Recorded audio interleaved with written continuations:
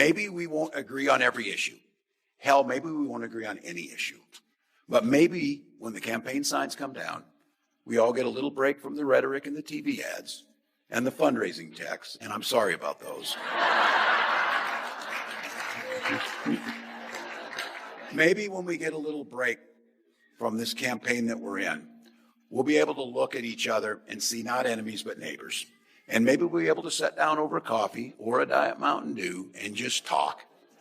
Talk about our kids. Tim Walz continues to be criticized for embellishing his rank in service. After it came out over the weekend, he once claimed to be an official bikini inspector. Tim Walz just detonated on live TV with a meltdown so theatrical it deserves its own storm warning. The spark? Greg Gutfeld, slicing him apart with sarcasm sharper than Walz's polling numbers. This wasn't your average political jab. It was a full-on roast pit with extra heat and no lifelines. If you thought Minnesota politics was background noise, buckle up. Gutfeld turned it into primetime comedy chaos. What did Walz mumble? What did Gutfeld unleash? You're about to see the circus catch fire. Walz's direct superior in the National Guard says Walz knew his unit was about to deploy to Iraq and went behind the back of his superior officer to resign. When reached for comment, Walz yelled, "Hey, look over there," and then ran away. Although Walz's actions look bad to veterans, Dems say these revelations could really help him win the coward vote. Walz had one assignment: keep Minnesota looking halfway functional without slipping into soap opera theatrics. That mission collapsed quicker than a gluten-free cookie in a sauna, thanks to Greg Gutfeld. The Snark King didn't just joke. He launched sarcasm like a government grant with no oversight. Kamala's VP, Tim Walz, is being accused of lying about his rank, which is called stolen valor. But in Walz's defense in Minneapolis, stealing is legal. The Tampon King gets back in the ring. I speak of former VP nominee Tim Walz. He joined Beto O'Rourke at a Texas town hall last night, and the estrogen levels were enough to give Chuck Norris menstrual cramps. I wonder, is our strength our diversity? Is our strength our diversity? Walz mused. What followed wasn't a critique. It was a frying pan to the face wrapped in Fox News commentary. Gutfeld had seen enough of Walz parading around as Minnesota's knight in shining armor. Problem was, the armor looked suspiciously like tinfoil and recycled talking points. Walz vomits more nonsense. I called Donald Trump a wannabe dictator. It's because he is. It's because he is. Wow. Oh. Jamie.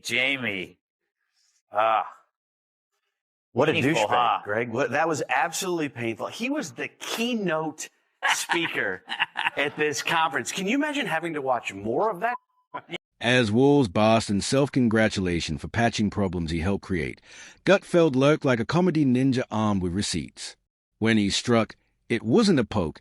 It was a cannon blast of ridicule, shredding the governor's carefully polished image into confetti. Strength, our diversity. Our strength is our diversity. We've been talking about this for years as a country of immigrants, and we let them define the issue on immigration. We let them define the issue on DEI, and we let them define what woke is. Wait, you lost because you weren't woke enough? That's like telling Joy Behar she's not eating enough Doritos. That's like Jasmine Crockett saying, I gotta black this up. That's like Bud Light saying, hey, you know what? We could use more Dylan Mulvaney. But even Kamala's not that clueless, and that's saying something.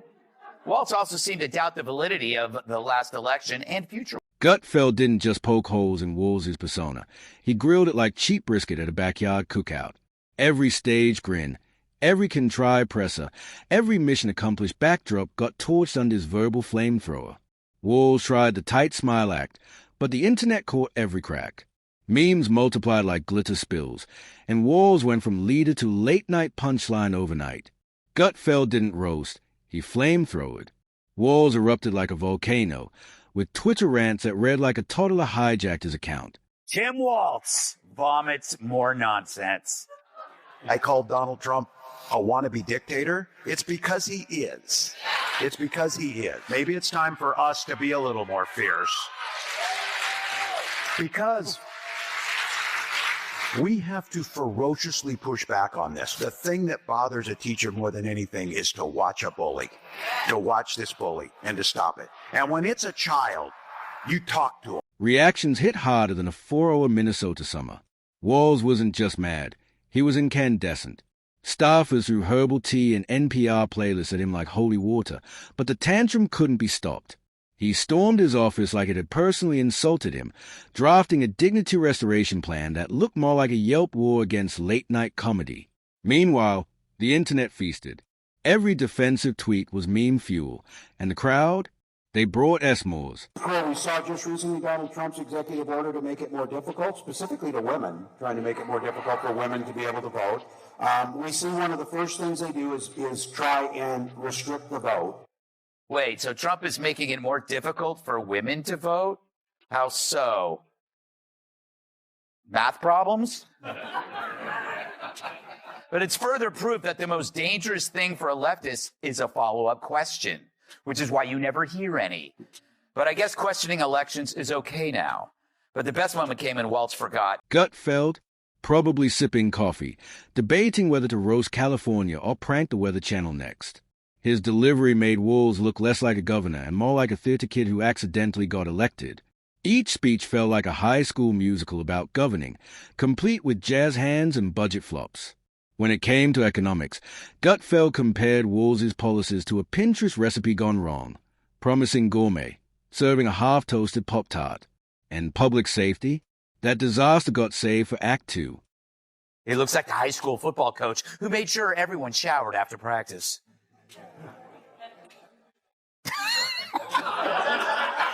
Now, I don't want to say Tim is far left, but even Bernie Sanders is like, holy, you picked him? During the BLM riots, Walz blamed the unrest on a lack of equity and inclusion. He called the events exciting for they created a sense of optimism. Yeah, I guess they should have burned down more buildings. After all, nothing is more equal than fire. No yelling needed, just Gutfeld's trademark smirk. He compared Minnesota crime under Walz to a washed-up boy band making a comeback nobody asked for. The governor strutted like he deserved applause, and Gutfeld shredded him with ease. He reenacted Walz's safety plan like a parody skit, committees, PowerPoints, interpretive dance, 0 results. Then came identity politics. Walz's obsession with labels, hashtags, and boxes got skewed until Minnesota looked less like a state and more like a BuzzFeed quiz gone rogue. Walz panicked, flooding media with rush presses and done-up bribed op-eds. The PR machine melted down on live TV. I guess Walz is a Molotov cocktail half full kind of guy. I bet he thought 9/11 really helped people in lower Manhattan afford rent. Too soon? Walz has a 100% rating from Planned Parenthood, earning him total support from Kamala's husband's former nanny. So why did Kamala Harris choose Walz as her running mate?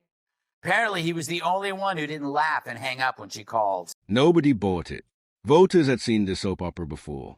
Walz ordered staffers to strike back, and out came a blog post dripping with passive aggression, basically begging Gutfeld to stop roasting him. Gutfeld doubled down instead. His next segment had props, graphs, even a Viking actor reading Walz's press release like Shakespeare. Ratings exploded. Walz became late-night gold. Each rebuttal only added gasoline to fire, while memes mutated faster than fruit flies. Soon Walz's face was everywhere, from crying toddlers to glitchy robots. Politico lingers on candidates' fingers and defend Walz's wide eyes as they claim beards are for bad guys. There's only one explanation for Tim spewing nonsense like this. Time of the month. By now, even Minnesota's moose had opinions. National media feasted while Walz unraveled like a prestige drama. In desperation, he staged a town hall that turned into public therapy. Asked about infrastructure, he delivered a teary monologue about his childhood tractor. Supporters left confused. Is this leadership or performance art? Naturally, Gutfeld staged his own mock town hall with sock puppets, one of which had sharper policy than Walz. Late night piled on. TikTok dropped a diss track called Minnesota Sadness, and suddenly Walz was the unwilling headline of a nationwide roast fest. This piece on the body language from the debate, claiming that it speaks volumes. Yeah, it says that Walz lost, but one of them, Politico says, is like Walz's wide eyes showed his passion and emotional intensity. Can we show that? There is his wide eyes. That humans would widen their eyes to convey that danger is close. What emotion are you getting from that? Sorry. Still. That was every... By month's end, Walz was glued to cue cards scripted by consultants moonlighting as improved coaches. Local government resembled a group project where nobody read the syllabus. Budget meetings turned open MIC nights. Hearings became roast battles. Walz tried to prove he wasn't a punchline. But here's the rule. Argue with a comedian. You lose. Instead of shrugging it off, he staged his own Broadway tragedy. Governor in Crisis. Emotional monologues. Dramatic pauses, in turn waving binders like jazz hands. Minnesota got a sitcom instead of governance. Look around and look at, I'm especially talking about these old white guys who seem to disappoint us on a regular basis in this country. Dude. You're an old white guy. And you're right, you are a huge disappointment. I guess hating himself is the first thing he's nailed correctly. Because Walz saying old white men suck isn't a political stance. It's his confession. Walz calling people old and white is like Maxine Waters making fun of someone for shopping at Wigs R Us. He wants to execute more DEI policies, and Trump wants to execute murderous gang members. So there you go, ladies and gentlemen. Can you see the difference? Keep this up, Democrats, and the next 3 presidents will be Vance, Hegseth, and Kid Rock. And somewhere out there, Gutfeld sipped tea while polishing another script. He hadn't just mocked Walz. He rebranded his entire administration into a national joke. Walz's fix? The great rebrand fiasco.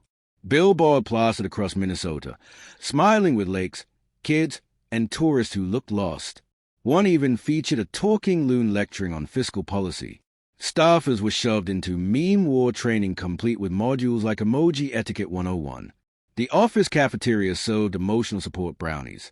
Gutfeld just chuckled, held a stuffed moose, and let the absurdity speak for itself. It's hard to even bring him up. He has a resting snitch face, you know? I mean, he forfeited his man card during COVID and the riots. And you're right. And also, at that diner, of course, he left early. People misreading Tim's odd greeting. The man of the hour, Tim Walz, brings us our second video of the day, and he's got a very weird way of greeting his wife of 30 years. Roll it.